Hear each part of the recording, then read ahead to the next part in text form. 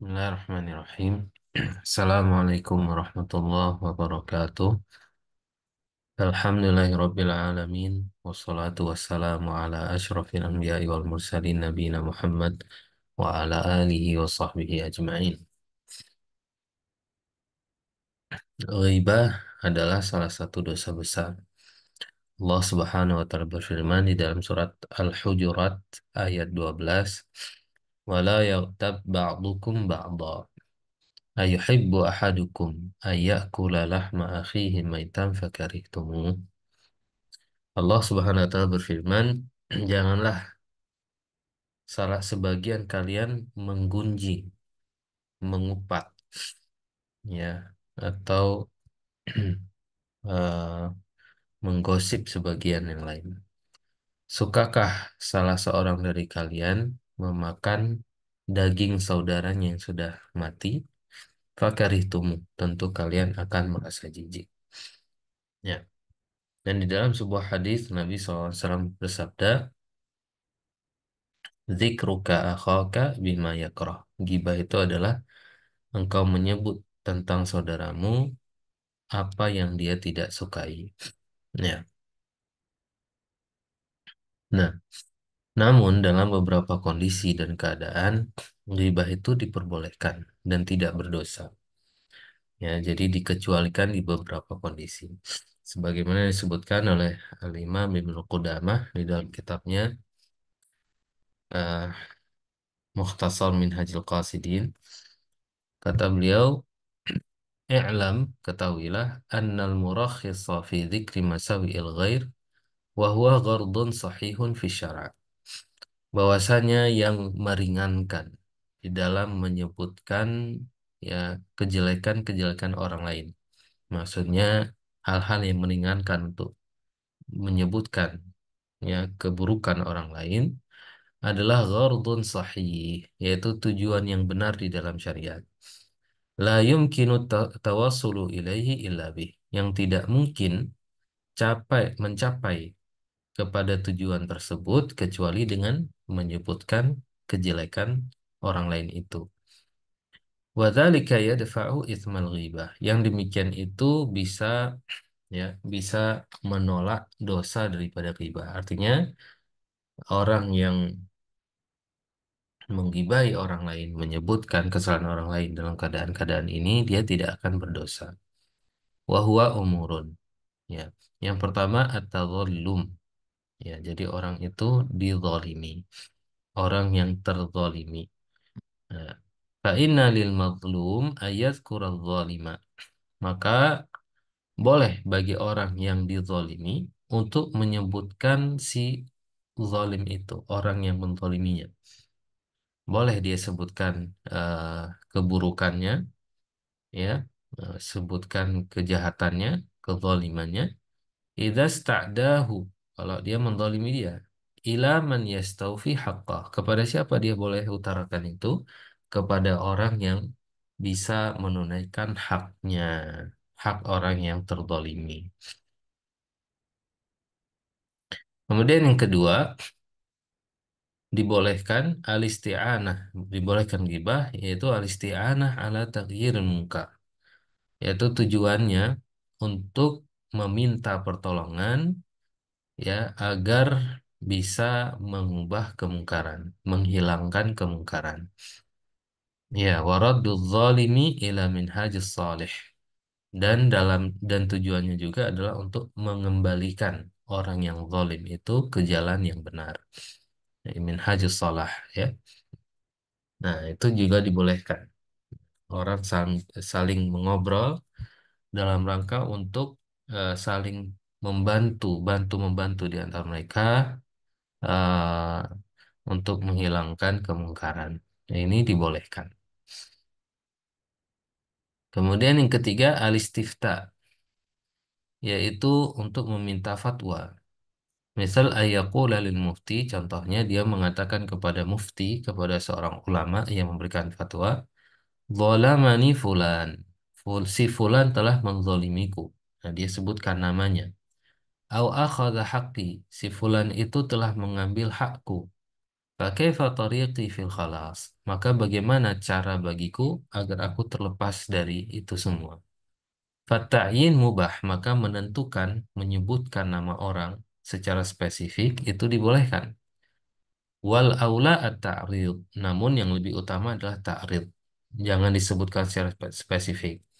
Jadi dia ta'rid aja. Dia sebutkan secara kiasan saja.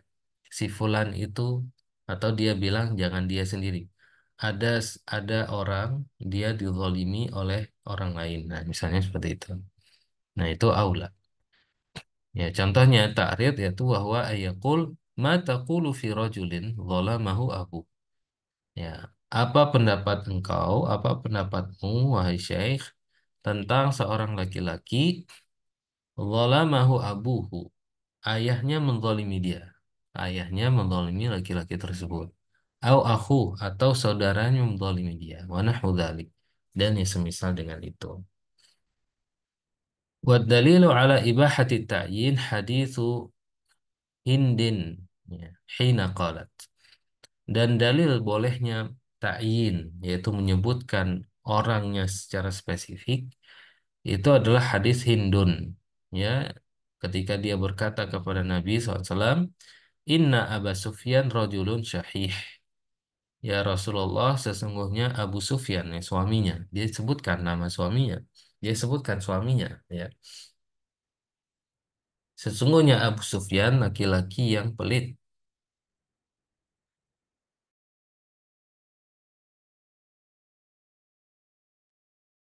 Walam yungkir alaihan Nabiyyu sallallahu alaihi wasallam. Dan ketika istri Abu Sufyan mengatakan itu, Nabi SAW tidak mengingkarinya. Jadi Nabi menyetujuinya dan ini menunjukkan dibolehkan bagi orang yang terzalimi untuk mentakyin siapa yang telah menzalimi dia. Baik, perkara yang keempat yang dibolehkan untuk ghibah yaitu tahdzirul muslimin untuk mengingatkan kaum muslimin. Ya. Misal antara mutafaqihan yataraddadu ila mubtadi'in au fasiqin. Hmm. Misalnya engkau melihat seorang mutafaqih, seorang yang dianggap berilmu, gitu, dianggap ustadz, dianggap tengku dan seterusnya. Yataraddadu ila mubtadi'in au fasiqin. Dia bolak-balik melakukan perbuatan bid'ah atau perbuatan fasik, ya, yang mana kita mempersaksikan sendiri. Wa takhafu ay yata'adda ilaihi dzalik. Dan engkau khawatir bahwa perbuatan yang tersebut akan menular kepada yang lain. Falaka an takshifa lahu al-hala. Maka boleh bagimu untuk membongkar aib dia, membongkar keadaan dia, agar orang lain tidak ikut melakukan kesalahan seperti yang dia lakukan. Nah, ini biasanya tokoh-tokoh yang memiliki banyak pengikut, yang mana pengikutnya dibodohi, ya, dibodohi, nah, di apa namanya? Nah, pengikut ini nggak ngerti. Ya, maka orang yang mengetahuinya boleh dia bongkar kesalahan eh, si tokoh tadi itu agar orang lain tidak mengikuti apa yang dia lakukan. Nah,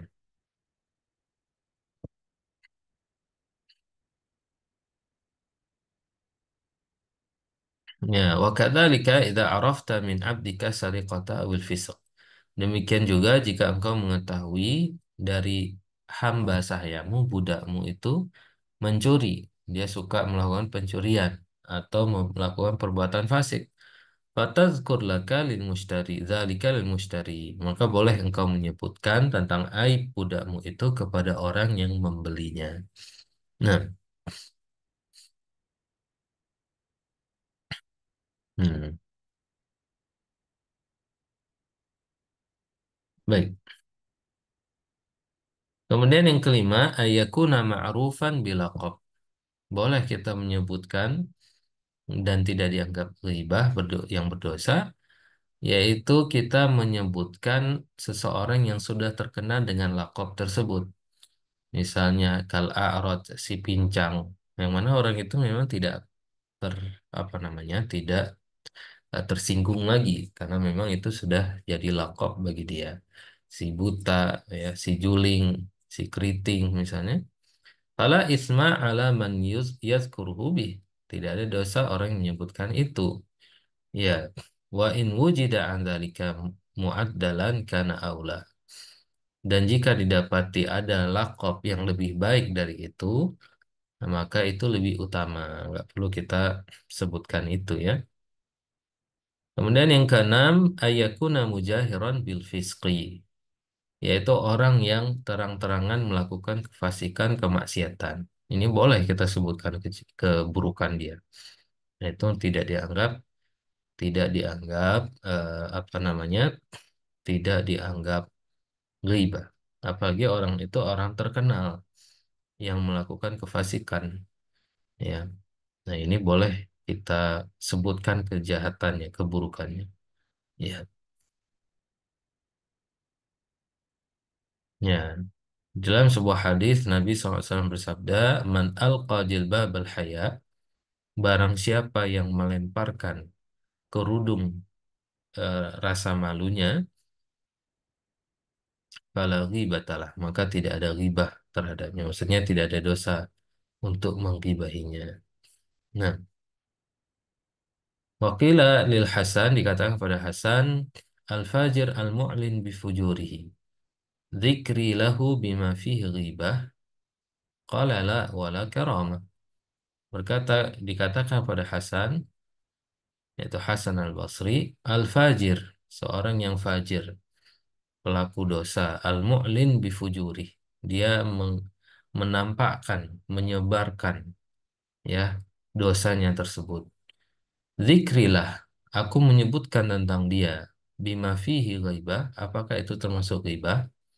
Ya, seorang yang melakukan dosa terang-terangan, boleh nggak kita sebutkan keburukan dia, kita ta'yin?